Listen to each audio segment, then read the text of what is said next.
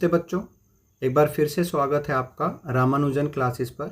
आज की क्लास में हम अपने chapter metals and non metals यानी कि धातु और अधातु को जारी रखेंगे। पिछली क्लास में हमने डिस्कस किया था कि जब एक मेटल और नॉन मेटल आपस में अभिक्रिया करते हैं तो वो आयनिक कंपाउंड्स यानी कि आयनिक यौगिकों का निर्माण करते हैं। आयनिक यौगिकों को समझने से पहले हमें ये समझना जरूरी है कि आयन्स होते क्या हैं और वो क्यों बनते हैं। ये टॉपिक हमने अपनी पिछली क्लास 9th क्लास में भी पढ़ रखा है और डिस्कस भी कर रखा है कि आयन्स क्या होते हैं और इनका निर्माण क्या होता है। एक बार छोटा सा रिकैप हम देख लेते हैं उसका। देखिए, जो एटम का स्ट्रक्चर होता है यानी कि परमाणु की संरचना होती है वो कुछ इस तरीके से होती है कि परमाणु के मध्य में न्यूक्लियस यानी कि नाभिक होता है, ठीक है, जिसके अंदर दो सब एटॉमिक पार्टिकल्स यानी कि दो तरह के पार्टिकल हमें मिलते हैं। एक तो होता है प्रोटॉन और एक होता है न्यूट्रॉन। प्रोटॉन पे प्लस का चार्ज होता है और न्यूट्रॉन पे माइनस का चार्ज होता है, ठीक है। और इस नाभिक के चारों तरफ होते हैं शेल्स यानी कि कक्षाएं, ठीक है, जिनके अंदर इलेक्ट्रॉन्स जो है वो नाभिक के चक्कर लगाते हैं, ठीक है। इन शेल्स के नाम होते हैं K shell, L shell, M shell, N shell, इस तरह के इसके नाम होते हैं, ठीक है। के शेल को हम फर्स्ट शेल यानी पहली कक्षा बोलते हैं, एल को दूसरी, एम को तीसरी और एन को चौथी कक्षा कहा जाता है। ये हमने पढ़ा था 9th क्लास के अंदर। साथ में हमने 9th में ये भी देखा था कि जो नंबर ऑफ प्रोटॉन्स होते हैं यानी प्रोटॉन की संख्या होती है उसी को हम एटॉमिक नंबर, ठीक है, यानी कि परमाणु संख्या के नाम से जानते हैं, ठीक। इसके बाद हमने किसी एटम का इलेक्ट्रॉनिक कॉन्फ़िगरेशंस यानी कि इलेक्ट्रॉनिक विन्यास भी पढ़ा था। उदाहरण के लिए जैसा आप अपनी स्क्रीन पर देख सकते हैं, यहाँ पर कुछ एलिमेंट हमें दिए हुए हैं जैसे हीलियम, नियोन, आर्गन, सोडियम वगैरह, और यहाँ पर इनके एटॉमिक नंबर दिए गए हैं, ठीक है। एटॉमिक नंबर का मतलब हुआ यहाँ पर हमें इनकी प्रोटॉन संख्या दे रखी है। और हमें पता है क्योंकि एटम इलेक्ट्रिकली न्यूट्रल होता है, मतलब ना तो उस पर पॉजिटिव चार्ज होता ना तो उस पर नेगेटिव चार्ज होता, इसलिए जो एटॉमिक नंबर होता है वो प्रोटॉन की संख्या होती है और इसी संख्या में किसी भी एटम के अंदर इलेक्ट्रॉन मौजूद होते हैं, ठीक है।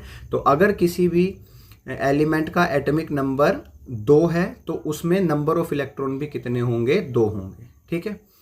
अब ये किस तरीके से के, एल, एम और एन शेल में बटे होंगे, इसके लिए हमने 9th क्लास में एक फॉर्मूला पढ़ा था जो था 2n², ठीक है। यानी कि किसी भी शेल के अंदर मैक्सिमम नंबर ऑफ इलेक्ट्रॉन्स कितने हो सकते हैं वो हम इस फॉर्मूले से निकाल सकते हैं। उदाहरण के लिए देखिए, जैसे के शेल है, जिस मैंने अभी बताया इसको पहली कक्षा के नाम से जाना जाता है, तो ये यहाँ पर n की वैल्यू हो गई 1 क्योंकि फर्स्ट ये हमारा शेल है। तो अगर मैं इसमें फॉर्मूला लगाऊं 2n² तो यहाँ पर मुझे मैक्सिमम नंबर ऑफ इलेक्ट्रॉन्स मिलेंगे 2।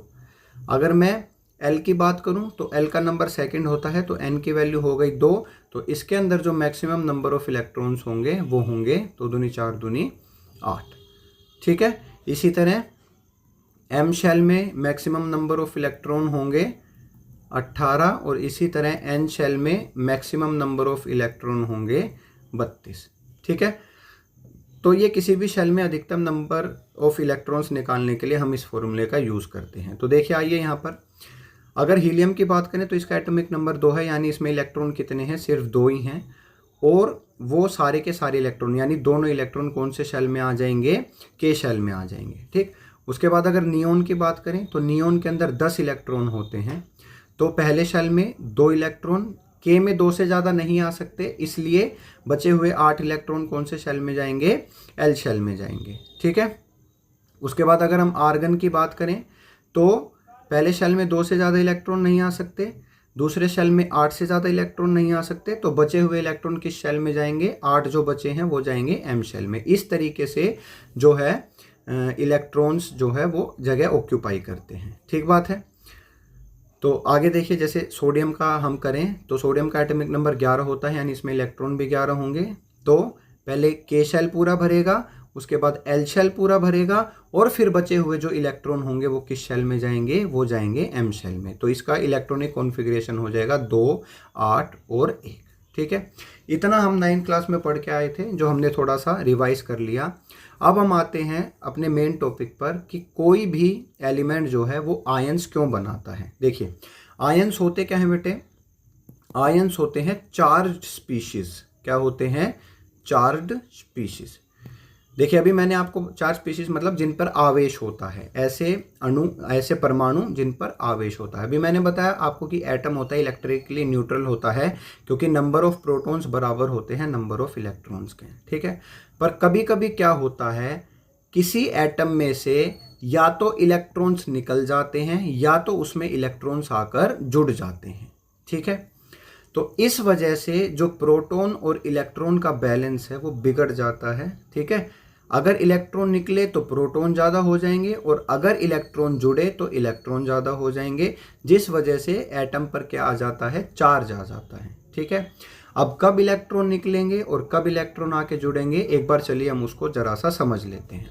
देखिए, ये जो गैसें यहाँ पर लिखी हुई हैं, हीलियम, नियोन, आर्गन, इन्हें हम बोलते हैं इनर्ट गैस या फिर नोबल गैस, ठीक है। उत्कृष्ट गैस इसे हिंदी में कहा जाता है, ठीक है। अब इनर्ट गैस इन्हें क्यों बोला जाता है? क्योंकि ये लीस्ट रिएक्टिव, मतलब ना के बराबर रिएक्टिव होती हैं। ये किसी के साथ रिएक्ट करती ही नहीं है नॉर्मल कंडीशंस में, ठीक है। ऐसा क्यों है? अब वो आपको दिख रहा होगा इनका इलेक्ट्रॉनिक कॉन्फ़िगरेशन देखकर। देखिए, के शेल में मैक्सिमम 2 इलेक्ट्रॉन हो सकते हैं, तो हीलियम के लिए के शेल पूरा भरा हुआ है, ठीक है। एल शेल में मैक्सिमम 8 इलेक्ट्रॉन हो सकते हैं, तो नियोन के लिए सबसे लास्ट वाला शेल जिसमें इलेक्ट्रॉन है वो एल शेल ही है और वो भी पूरा भरा हुआ है, ठीक है। इसी तरह आर्गन देखते हैं हम, तो इसके एम शेल में मैक्सिमम इलेक्ट्रॉन तो हो सकते हैं 18, लेकिन इसमें 8 इलेक्ट्रॉन पूरे हैं, ठीक है।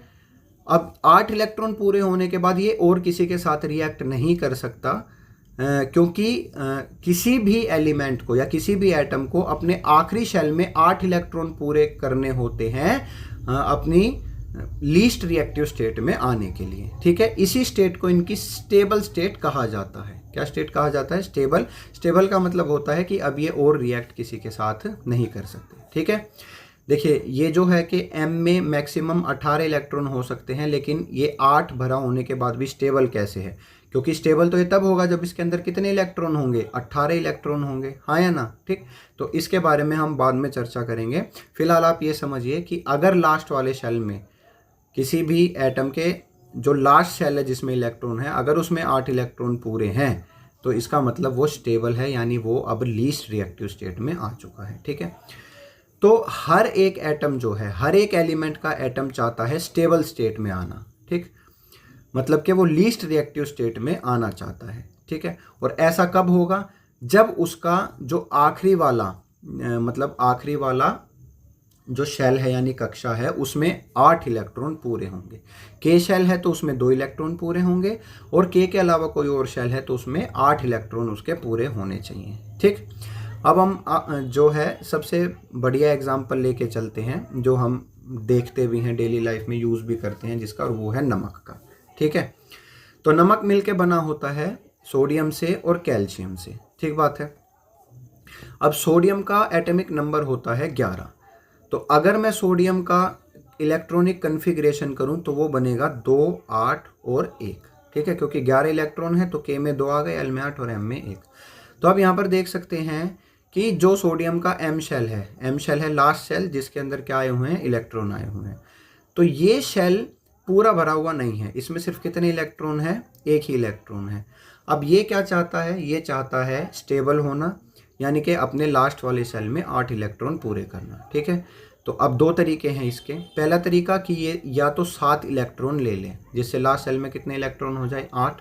या एक दूसरा तरीका भी है कि ये 1 इलेक्ट्रॉन भी छोड़ दे तो एम शेल इसका हट ही जाएगा, तो लास्ट शेल इसका जिसमें इलेक्ट्रॉन है वो क्या हो जाएगा? एल, और वो पहले से ही पूरा भरा हुआ है, ठीक है। तो अब सोडियम को 7 इलेक्ट्रॉन देने में हम बहुत सारी एनर्जी की ज़रूरत पड़ती है, ठीक है, बजाय कि 1 इलेक्ट्रॉन निकालने से। 1 इलेक्ट्रॉन निकालना यहाँ से आसान है और 7 इलेक्ट्रॉन लेना बहुत मुश्किल है due to requirement of high energy, ज़्यादा ऊर्जा चाहने की वजह से यहाँ से 7 इलेक्ट्रॉन जोड़ना मुश्किल है। तो सोडियम क्या करता है, अपना 1 इलेक्ट्रॉन लूज कर देता है। ठीक है, अब पहले इसके अंदर एटॉमिक नंबर 11 है, तो 11 प्रोटॉन और 11 इलेक्ट्रॉन थे, लेकिन जब इसने 1 इलेक्ट्रॉन लूज कर दिया तो इसके पास 11 प्रोटॉन और 10 इलेक्ट्रॉन बच गए। ठीक है, तो डिसबैलेंस हो गया, 1 प्रोटॉन ज़्यादा हो गया, तो इसलिए सोडियम के ऊपर 1+ का चार्ज आ जाता है और सोडियम बनता है Na+, यानी कि पॉजिटिव आयन सोडियम बनाता है। ठीक है, और ये वाली प्रवृत्ति, ये नेचर हर एक मेटल का होता है, क्या, इलेक्ट्रॉन लूज करने का। ठीक है, इसलिए इन्हें इलेक्ट्रोपॉजिटिव कहा जाता है। क्या कहा जाता है, इलेक्ट्रोपॉजिटिव, क्यों, जो इलेक्ट्रॉन को लूज करके पॉजिटिव आयंस बनाते हैं। ठीक है, अब देखिए यहाँ पर सोडियम ने 1 इलेक्ट्रॉन छोड़ दिया ना। अब हम आगे चलते हैं, अब हम देखते हैं क्लोरीन को। ठीक, देखिए क्लोरीन की बात करें हम, तो क्लोरीन का एटॉमिक नंबर होता है 17। अगर KLm शेल में इसका इलेक्ट्रॉनिक कॉन्फ़िगरेशन करेंगे तो आएगा 2, 8 और 7। ठीक बात है। अब फिर इसका M शेल पूरा, मतलब 8 इलेक्ट्रॉन इसके अंदर नहीं है, इसका ऑक्टेट पूरा नहीं है। ठीक है, तो 2 तरीके हैं, या तो 1 इलेक्ट्रॉन ले ले, या तो 7 के 7 इलेक्ट्रॉन क्या करे, छोड़ दे। ठीक है, 7 इलेक्ट्रॉन निकालने में एनर्जी की रिक्वायरमेंट बहुत ज़्यादा है, बजाय कि 1 इलेक्ट्रॉन इसमें जोड़ने के। ठीक है, तो इसलिए क्लोरीन क्या करता है, 1 इलेक्ट्रॉन लेके अपने M शेल में 8 इलेक्ट्रॉन पूरे कर लेता है। ठीक है, अब देखिए क्लोरीन का एटॉमिक नंबर 17 है, तो पहले इसमें 17 प्रोटॉन और 17 ही इलेक्ट्रॉन थे। जब 1 इलेक्ट्रॉन और इसने ले लिया तो 17 प्रोटॉन और 18 इलेक्ट्रॉन इसके पास हो गए, तो 1 नेगेटिव चार्ज हो गया। इसलिए क्लोरीन क्या, कौन सा आयन बनाता है, नेगेटिव आयन बनाता है, Cl-। ठीक है, और ये प्रॉपर्टी हर एक नॉन मेटल की होती है, इलेक्ट्रोनेगेटिव। ठीक है, यानी इलेक्ट्रॉन को लेकर कौन सा आयन बनाना, नेगेटिव आयन बनाना, ये हर एक नॉन मेटल की प्रवृत्ति होती है, यानी कि नेचर होता है। ठीक है, तो ये इलेक्ट्रॉन आया कहाँ से, जो इसने लिया है क्लोरीन ने, ये इलेक्ट्रॉन आया जो सोडियम ने 1 इलेक्ट्रॉन लूज किया था, वही 1 इलेक्ट्रॉन किसने ले लिया, क्लोरीन ने लेकर नेगेटिव आयन बना दिया। तो अब हमारे पास हो गए Na+ और Cl-, क्योंकि ये दोनों ही क्या हैं, अपोजिट आयंस हैं, अपोजिट चार्ज है इनके ऊपर, आवेश है, इस पे धनात्मक, इस पे ऋणात्मक, इसलिए ये दोनों एक दूसरे को अट्रैक्ट करेंगे और बना देंगे NaCl। ठीक है, तो आयंस से मिलके जो बना है हमारा कंपाउंड, उसे हम बोलते हैं आयनिक कंपाउंड, यानी कि आयनिक यौगिक। ठीक है, उम्मीद आपको समझ आया होगा कि अब आयन क्यों बनते हैं। कोई भी एलिमेंट आयन इसलिए बनाता है ताकि अपना ऑक्टेट, यानी कि अपने लास्ट सेल में क्या पूरा कर सके, नंबर ऑफ इलेक्ट्रॉन 8 पूरे कर सके, इसलिए वो क्या बनाते हैं, आयंस बनाते हैं। ठीक है, फिर वही आयंस आपस में रिएक्ट करके आयनिक कंपाउंड बना देते हैं। ठीक बात है। अब ये जो अपनी स्क्रीन पर आप देख रहे हैं, ये होता है इलेक्ट्रॉन डॉट स्ट्रक्चर, कि कैसे रिएक्ट करते हैं। ठीक है, इलेक्ट्रॉन डॉट स्ट्रक्चर के अंदर जो है हम सिर्फ जो आउटर मोस्ट सेल, यानी कि लास्ट सेल में जितने इलेक्ट्रॉन होते हैं वो दिखाते हैं। जैसे सोडियम के लास्ट सेल में सिर्फ 1 इलेक्ट्रॉन होता है, तो यहाँ पर सोडियम के सिंबल के साथ सिर्फ 1 इलेक्ट्रॉन दिखाया गया है, और क्लोरीन के लास्ट सेल में 7 इलेक्ट्रॉन होते हैं, तो क्लोरीन के साथ यहाँ पर 7 इलेक्ट्रॉन दिखाए गए हैं, 1 2 3 4 5 6 7। ठीक है, अब सोडियम क्या करता है, अपना 1 इलेक्ट्रॉन किसे दे देता है, क्लोरीन को, तो बना देता है Na+, और क्लोरीन 1 इलेक्ट्रॉन लेकर बना देता है Cl-। ठीक है, और फिर बाद में रिएक्ट करके बना देते हैं NaCl। तो इसको बोला जाता है इलेक्ट्रॉन डॉट स्ट्रक्चर। पेपर में इससे क्वेश्चन पूछ लिए जाते हैं। ठीक है, एक और एग्जांपल करते हैं जिससे आपको बिल्कुल क्लियर हो जाएगा। ये हम करवाएंगे मैग्नीशियम और क्लोरीन की रिएक्शन। देखिए मैग्नीशियम का एटॉमिक नंबर होता है 12। ठीक है, तो इसका इलेक्ट्रॉनिक कॉन्फ़िगरेशन हुआ 8 2 2। ऊपर शेल लिख देते हैं पहले हम, K शेल, L शेल और M शेल। 8 2 उल्टा हो गया, 2 8 2। ठीक है, K में मैक्सिमम 2, L में 8 और बचे हुए 2 किस में, M में। अब यहाँ पर पूरे करने हैं, तो मैग्नीशियम मेटल है, 2 इलेक्ट्रॉन छोड़कर क्या बना देगा, Mg+ बना देगा और 2 इलेक्ट्रॉन यहाँ से निकल जाएंगे। ठीक है, क्लोरीन का हमने पीछे पढ़ा था इलेक्ट्रॉनिक कॉन्फ़िगरेशन क्या होता है, 2 8 7, 1 इलेक्ट्रॉन ये लेता है और Cl- ये बना देता है। ठीक है, देखिए M शेल में 8 इलेक्ट्रॉन इसके पूरे हो गए। ठीक, तो अब Mg ने यानी कि मैग्नीशियम ने कितने इलेक्ट्रॉन छोड़े, 2 इलेक्ट्रॉन छोड़े। ठीक है, इलेक्ट्रॉन डॉट स्ट्रक्चर में देखते हैं तो मैग्नीशियम के आउटर मोस्ट शेल में 2 इलेक्ट्रॉन है, तो ये 2 इलेक्ट्रॉन छोड़ेगा, लेकिन इसे रिएक्ट किसके साथ करना है, क्लोरीन के साथ। लेकिन एक क्लोरीन तो सिर्फ एक ही इलेक्ट्रॉन को ले सकता है ना, तो 2 इलेक्ट्रॉन इसको देने के लिए कितनी क्लोरीन की जरूरत पड़ेगी, 2 क्लोरीन की। एक क्लोरीन का एटम ये, एक क्लोरीन का एटम ये, तो एक इसका इलेक्ट्रॉन जाएगा इस क्लोरीन के पास, एक इसका इलेक्ट्रॉन जाएगा इस क्लोरीन के पास। तो दोनों इलेक्ट्रॉन निकलने के बाद Mg बना देगा Mg2+ और क्लोरीन बना देगा, दोनों क्लोरीन एक एक इलेक्ट्रॉन लेकर क्लोरीन माइनस और क्लोरीन माइनस बना देंगे। ठीक है, दोनों को अलग अलग नहीं लिखा जाता, इसलिए इसको ब्रैकेट में करके यहाँ पर क्या लिख देंगे हम, Cl2 यहाँ पर लिख देंगे। तो जो मैग्नीशियम और क्लोरीन से बनता है कंपाउंड वो होता है MgCl2। ठीक है, इस तरह से इसका इलेक्ट्रॉन डॉट स्ट्रक्चर बनाया जाता है।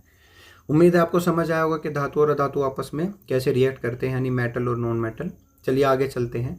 अब जो ये आयनिक कंपाउंड यहाँ पर बने हैं, इनकी कुछ प्रॉपर्टीज़ हमें पता होनी चाहिए, क्योंकि एग्जाम में 2 या 3 नंबर में ये प्रॉपर्टीज़ पूछ ली जाती हैं। ठीक है, इलेक्ट्रॉन डॉट स्ट्रक्चर बनाया जाता है, उसके बाद आयनिक कंपाउंड्स की प्रॉपर्टी पूछ ली जाती हैं, यानी इनके क्या गुणधर्म होते हैं, तो वो देख लेते हैं एक बार। सबसे पहला इनका फिजिकल नेचर। ठीक है, मतलब के भौतिक प्रवृत्ति। अब देखिए, जो इनके बीच में फोर्स ऑफ अट्रैक्शन है वो है इलेक्ट्रोस्टैटिक फोर्स ऑफ अट्रैक्शन। ठीक है, यानी कि जो इनके बीच में आकर्षण का बल होता है वो बहुत ही स्ट्रोंग होता है। ठीक है, जिस वजह से ये कंपाउंड जनरली ब्रिटल होते हैं और break into pieces when pressure is applied.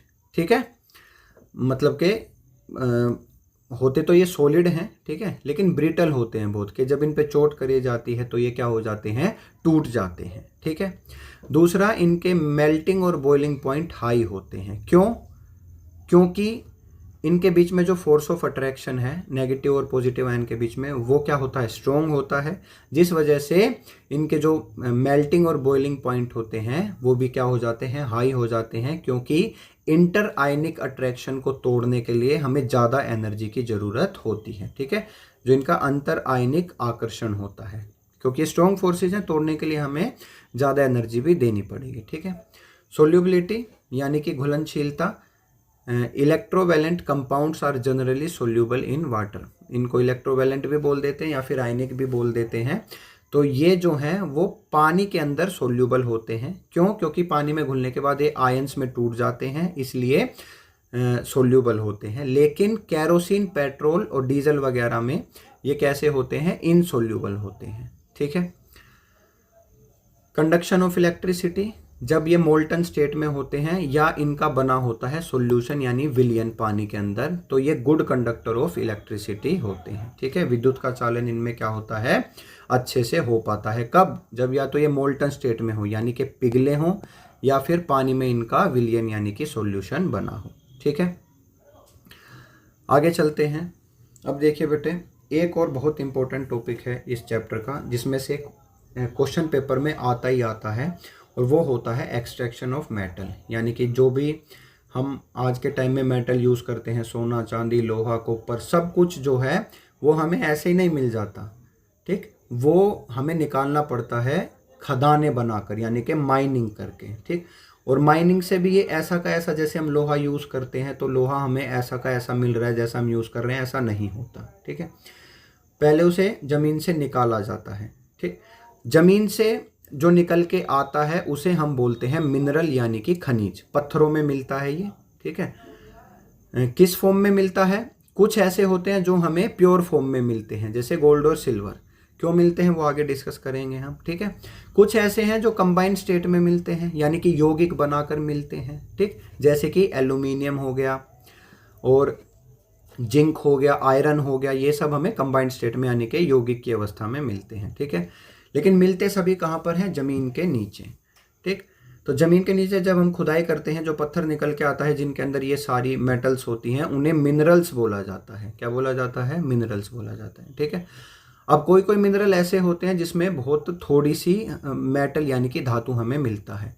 वो इतना कम होता है कि जब पूरा प्रोसेस करके उसे निकाला जाता है तो वो खर्चा इतना ज़्यादा हो जाता है कि उस निकली हुई धातु को बेचने से जो पैसे मिलते हैं उससे बहुत ज़्यादा खर्चा हो जाता है। तो ये प्रॉफिटेबल नहीं है ऐसे निकाल के बेचना। ठीक है।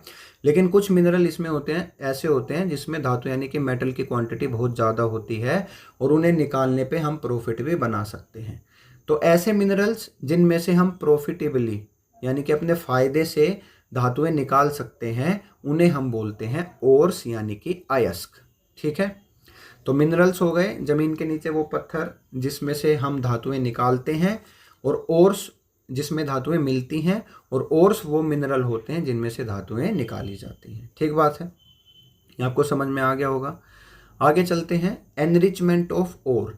तो जब धातुएं मिनरल नीचे से निकलता है तो मैंने बताया पत्थर की फॉर्म में होता है जिसमें बहुत सारी इम्प्योरिटीज़ होती हैं। ठीक है। इन इम्प्योरिटीज़ को बोला जाता है गैंग, यानी कि जो गंदगी उसके अंदर होती है उसको बोला जाता है गैंग। ठीक। यानी उस गंदगी को पहले हम साफ़ करते हैं और इस गंदगी को साफ़ करने की प्रोसेस को बोला जाता है एनरिचमेंट ऑफ ओर यानी कि अयस्क का संवर्धन। ठीक है। ओर निकाल लिया, अब उसे साफ़ कर लिया हमने, अब उसमें से हमें निकालनी है मेटल। ठीक। अब वो निकालने के लिए पहले हम देखते हैं कि कौन सी मेटल हमें किस स्टेट में मिलती है। देखो ये हमने पढ़ रखा है, ये हमारी क्या है? रिएक्टिविटी सीरीज है यानी क्रियाशीलता श्रेणी है, जिसमें सबसे नीचे जो है सबसे लीस्ट रिएक्टिव मेटल होती हैं, यानी जो किसी के साथ रिएक्शन नहीं करती। और जो किसी के साथ रिएक्शन नहीं करती वो हमें नेचर में भी कैसी मिलेगी? फ्री स्टेट में मिलेगी, यानी कि शुद्ध अवस्था में ही मिलेगी, जिसमें गोल्ड और सिल्वर आते हैं। ठीक है।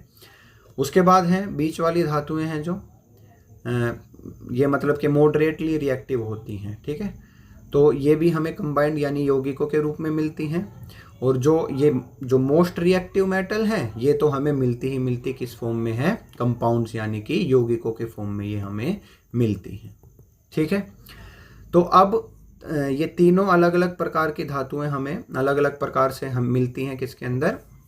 माइनिंग के अंदर, यानी इनके ओर्स अलग अलग तरीके से मिलते हैं। तो इनको निकालने के तरीके भी अलग अलग होते हैं। ठीक है। जैसा आप इस फ्लो चार्ट में देख पा रहे हैं अभी देखिए। सबसे पहले अगर हम हाईली रिएक्टिव मेटल्स की बात करें तो इनको साफ करने का सिर्फ एक तरीका है और वो है इलेक्ट्रोलाइसिस ऑफ मोल्टन ओर। ठीक है। क्या होता है अभी आगे डिस्कस करेंगे, और इसका सिर्फ यही तरीका क्यों होता है वो भी अभी आके डिस्कस करेंगे, जिससे हमें क्या मिल जाती है? Pure metal. उसके बाद मीडियम रिएक्टिविटी यानी जो बीच वाली मेटल्स होती हैं वो हमें मेनली दो तरीके से मिलती हैं, या तो कार्बोनेट की फॉर्म में मिलेंगी या तो सल्फाइड की फॉर्म में मिलेंगी।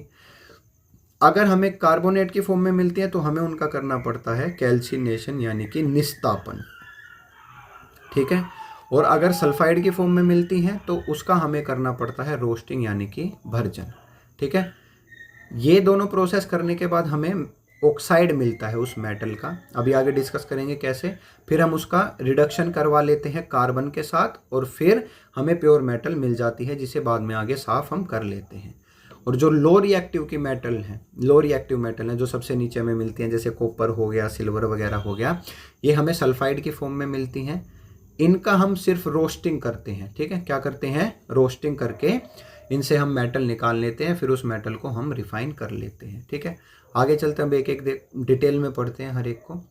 तो सबसे पहले हम हाईली रिएक्टिव मेटल की बात करें तो इनको क्या किया जाता है? जैसे मिला हमें और, उस और को हम पिघाल लेते हैं। ठीक है।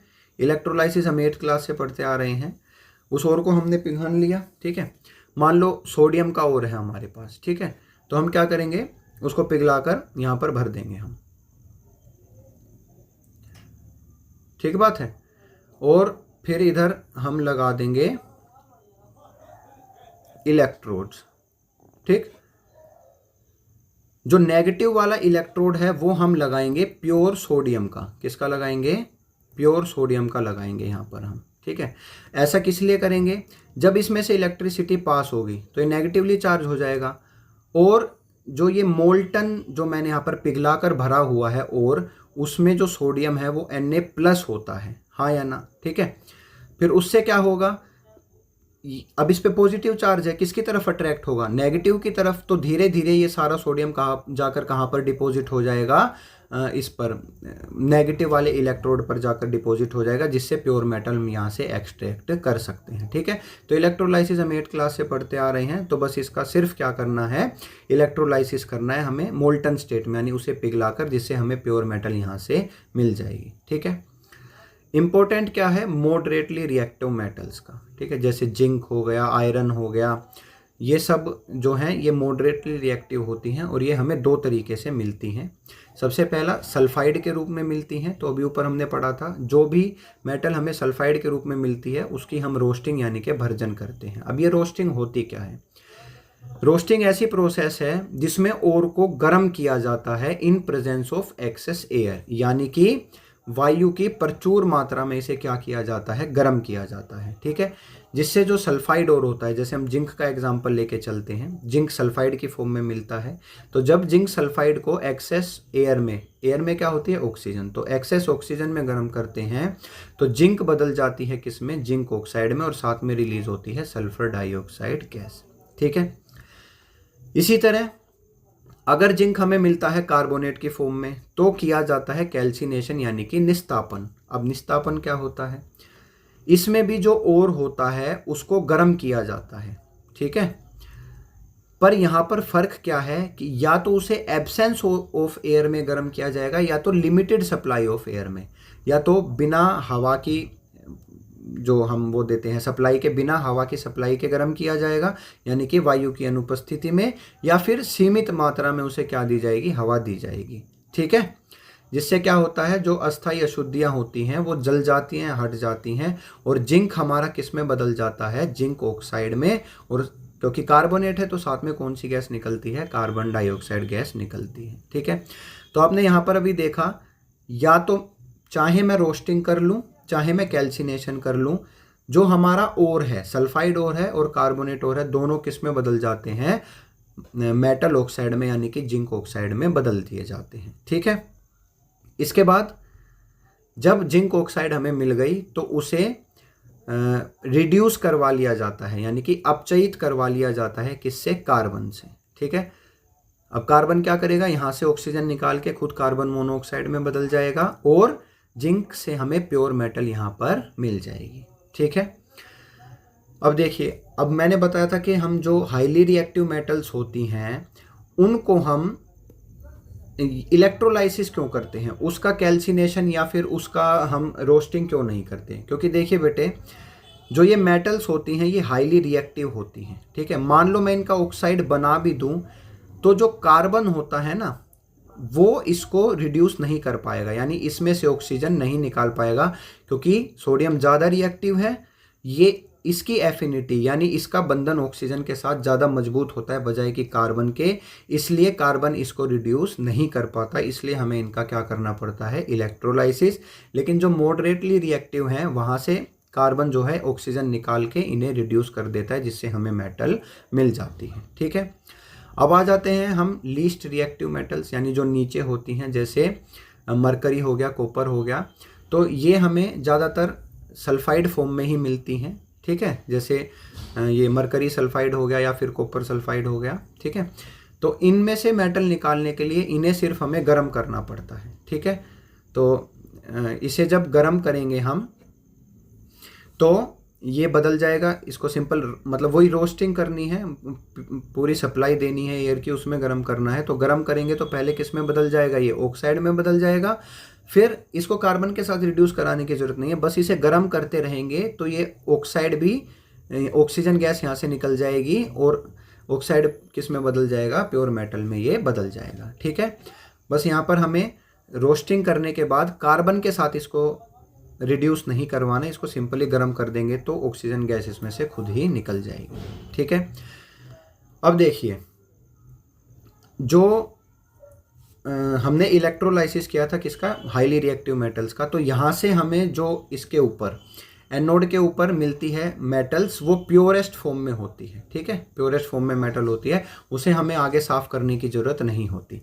लेकिन जो बीच वाली मेटल्स होती हैं, कौन सी, जैसे जिंक हो गया, आयरन हो गया, जो बीच में आती हैं रिएक्टिविटी सीरीज़ के, और जो लास्ट में आती हैं रिएक्टिविटी सीरीज़ के। जब हम उन्हें प्योरीफाई करते हैं, यानी यहाँ से हमें जब मिली था जिंक, मिला था यहाँ से हमें वो करवाने के बाद, रिड्यूस करवाने के बाद जो जिंक मिला था हमें, और यहाँ से जो हमें इससे रोस्टिंग करने के बाद यहाँ से जो हमें क्या मिली थी, मरकरी मिली थी, ये प्योर फॉर्म में नहीं होती, इनमें फिर भी कुछ ना कुछ जो है वो अशुद्धि मिली रहती है इसके अंदर। तो इन्हें एक बार और साफ करना जरूरी होता है, जिसे बोला जाता है रिफाइनिंग ऑफ मेटल, यानी धातुओं का शोधन। ठीक है, ये कैसे किया जाता है, इसको करने का एक ही तरीका है जिससे हमें हाईली रिएक्टिव मेटल्स हमने प्राप्त की थी, और वो होता है इलेक्ट्रोलाइसिस। ठीक है, इलेक्ट्रोलाइटिक रिफाइनिंग इसको कहा जाता है। कैसे करते हैं, देखिए, जैसे मान लो कॉपर, हम कॉपर की बात करें, यहाँ पर कॉपर का ही एग्जांपल दिखा रखा है। तो मान लो हमें कॉपर, अब हमने रोस्टिंग करके कॉपर निकाल लिया कॉपर सल्फाइड से। ठीक, अब उसको मुझे क्या करना है, साफ करना है। ठीक, तो एनोड बनाऊंगा मैं, यानी पॉजिटिव टर्मिनल बनाऊंगा मैं किसका, जो मुझे धातु साफ करनी है, यानी जो कॉपर मुझे साफ करना है। इम्प्योर कॉपर का मैं क्या बनाऊंगा, एनोड बनाऊंगा, और प्योर कॉपर का मैं क्या बनाऊंगा, कैथोड बनाऊंगा।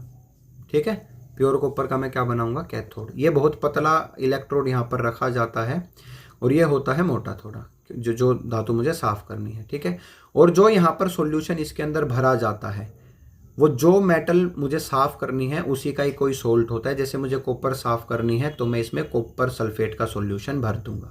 ठीक है, अब क्या होगा, जैसे ही मैं स्विच ऑन करूंगा, इलेक्ट्रिसिटी पास होना शुरू होगी, तो अंदर जो कॉपर सल्फेट था वो कॉपर आयंस और सल्फेट आयंस में टूट चुका होगा। ठीक है, तो अब कॉपर, क्योंकि कॉपर के आयन पॉजिटिव होते हैं, इसलिए वो कैथोड की तरफ मूव करना शुरू कर देंगे और जाके कैथोड पे डिपॉजिट होने लग जाएंगे। ठीक है, इधर एनोड पर यानी पॉजिटिव आयंस पर क्या होगा, क्योंकि ये खुद भी पॉजिटिव है और कॉपर के आयन भी पॉजिटिव होते हैं, तो कॉपर के आयन यहाँ से टूट के धीरे धीरे कहाँ आने लग जाएंगे, सॉल्यूशन में, और सॉल्यूशन से आयन कहाँ जाने लग जाएंगे, कैथोड के ऊपर।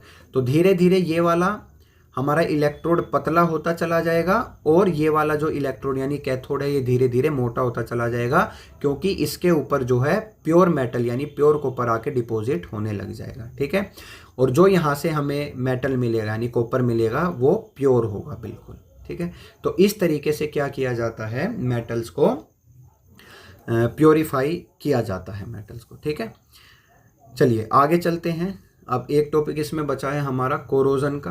कोरोजन क्या होता है, slow destruction of metal due to reaction with air and moisture. ठीक है, यानी कि एनवायरनमेंट में जो एयर और मॉइस्चर होता है, कोई भी मेटल उसके साथ जब रिएक्ट करती है तो वो धीरे धीरे खत्म होने लगती है। ठीक है, क्योंकि कोई ना कोई वो कंपाउंड बना देगी, जिससे मेटल क्या होगी, धीरे धीरे खत्म होने लग जाएगी। जिसका एक सबसे बेहतरीन एग्जाम्पल क्या है, रस्टिंग ऑफ आयरन, यानी लोहे पर जंग लगना। जो लोहा होता है वो रिएक्शन करके किसके साथ, जो एनवायरनमेंट में ऑक्सीजन और वाटर वेपर मौजूद होते हैं, यानी कि जलवाष्प मौजूद होते हैं, उसके साथ रिएक्ट करके जंग बनाता है, जो रेडिश ब्राउन कलर का होता है। देखा है ना, लोहे के ऊपर वो जब खुला लोहा रखा, उसके ऊपर हाथ फेरते हैं तो हमारी उंगली ब्राउन कलर की हो जाती है। वो किसकी वजह से होती है, वो जंग लगने की वजह से ही होती है। ठीक है, तो इससे क्या होगा, इससे काफ़ी नुकसान होते हैं। ठीक, क्योंकि लोहा ही है जो ज़्यादातर हम पुल वगैरह बनाने में, रेल की पटरी, ये सब बनाने में जो है इस्तेमाल किया जाता है लोहा। अब लोहे पे अगर जंग लगता रहेगा तो लोहा धीरे धीरे ख़त्म होता चला जाएगा, जिससे पुल वगैरह की मजबूती कम होती चली जाएगी और एक दिन वो ढह जाएंगे। ठीक है, तो ये रस्टिंग है, यानी कि जो कोरोजन है वो बहुत ख़तरनाक चीज़ होती है। ठीक है, तो इसको रोकने के उपाय भी करने पड़ते हैं, जो हम 8th क्लास में हम खूब पढ़ चुके हैं। क्या, पेंट कर दो, ग्रीजिंग कर दो, गैल्वेनाइजेशन कर दो। गैल्वेनाइजेशन क्या होता है, जिंक की परत चढ़ाना। ठीक है, देखिए इस पे भी कभी कभी बच्चों एक क्वेश्चन आ जाता है कि जैसे मान लो एक लोहे की पत्ती है, मैंने उस पर जिंक की परत चढ़ा दी, यानी उसका गैल्वेनाइजेशन कर दिया। ठीक है, अगर किसी जगह से जिंक की परत कट भी जाती है, यानी कि मान लो इधर से क्या हुआ, जिंक की परत हट गई इधर से, ठीक है, यहाँ से हट गई जिंक की परत, तो भी आयरन की रस्टिंग नहीं हो पाती। ऐसा क्यों होता है, तो इसका जवाब ये है बच्चों कि जिंक इतना ज़्यादा रिएक्टिव होता है कि अगर इधर से हट भी गया तो भी जो इधर मॉइस्चर और एयर आएगी उसके साथ ये जिंक ही रिएक्ट करेगा, ये आयरन तक उसको फिर भी नहीं जाने देगा। तो गैल्वेनाइजेशन एक बहुत अच्छा तरीका होता है लोहे को जंग से बचाने के लिए, ठीक बात है। और एक तरीका और है जिसे हम बोलते हैं अलोइंग। क्या बोला जाता है? अलोइंग, यानी कि मिश्र धातु बनाना। अब ये मिश्र धातु क्या होती है? दो या उससे ज़्यादा मेटल या फिर नॉन मेटल को आपस में मिला दिया जाता है, ठीक है। इनका ये होमोजीनियस मिक्सचर होता है, यानी कि समांगी मिश्रण होता है। 9th में पढ़ा था ना, जब दो चीज़ें अच्छी तरह से मिल जाती हैं तो उसे होमोजीनियस मिक्सचर कहते हैं। तो ये दो या उससे ज़्यादा मेटल्स या फिर नॉन मेटल्स का होमोजीनियस मिक्सचर होता है। क्यों बनाते हैं? एक तो स्ट्रेंथ बढ़ती है, ठीक है, कोरोजन यानी जंग लगना उस पर काफ़ी कम हो जाता है और उसकी अपीयरेंस काफ़ी बढ़ जाती है। अपीयरेंस तो आपने देखी होगी, आजकल गाड़ियों में अलॉय व्हील्स आते हैं जो देखने में कितने सुंदर लगते हैं, तो बस यही काम अलॉयस करते हैं, ठीक है। अब कुछ एग्जाम्पल हैं जो आपको याद होने चाहिए, एग्जाम में पूछ ले जाते हैं 1 नंबर के क्वेश्चन में कि ब्रास किसका अलॉय होता है? तो ब्रास कॉपर और जिंक का अलॉय होता है। ब्रोंज किसका अलॉय होता है? जो मेडल दिए जाते हैं गोल्ड, सिल्वर और ब्रोंज, जो ब्रोंज होता है वो कॉपर और टिन का अलॉय होता है। और इसी तरह स्टेनलेस स्टील जिससे हमारे घर की काफ़ी सारी चीज़ें बनाई जाती हैं, वो किसका अलॉय होता है? आयरन, क्रोमियम और निकल का वो अलॉय होता है, ठीक है। ब्रास को पीतल बोलते हैं, ब्रोंज को कांसा बोलते हैं और स्टेनलेस स्टील को स्टेनलेस स्टील ही कहा जाता है, ठीक है। तो ये था बच्चों हमारा metals and non metals chapter जो आज पूरा हो गया है। आप इसकी एक्सरसाइज के क्वेश्चंस कीजिए, जो आपके चैप्टर के बीच वाले क्वेश्चंस हैं वो कीजिए। कहीं और से आपको एक्स्ट्रा क्वेश्चन मिलते हैं किसी बुक में से, आप उनको कीजिए। अगर कोई डाउट आता है तो आप कमेंट्स में शेयर कर सकते हैं, या फिर हमारे व्हाट्सएप नंबर 9211385221 पर आप हमें डायरेक्ट मैसेज करके भी अपने डाउट पूछ सकते हैं। हम कोशिश करेंगे आपके डाउट उसी दिन क्लियर कर दिए जाएँ। तो बने रहिए हमारे साथ, मिलते हैं अगली क्लास में। Thank you.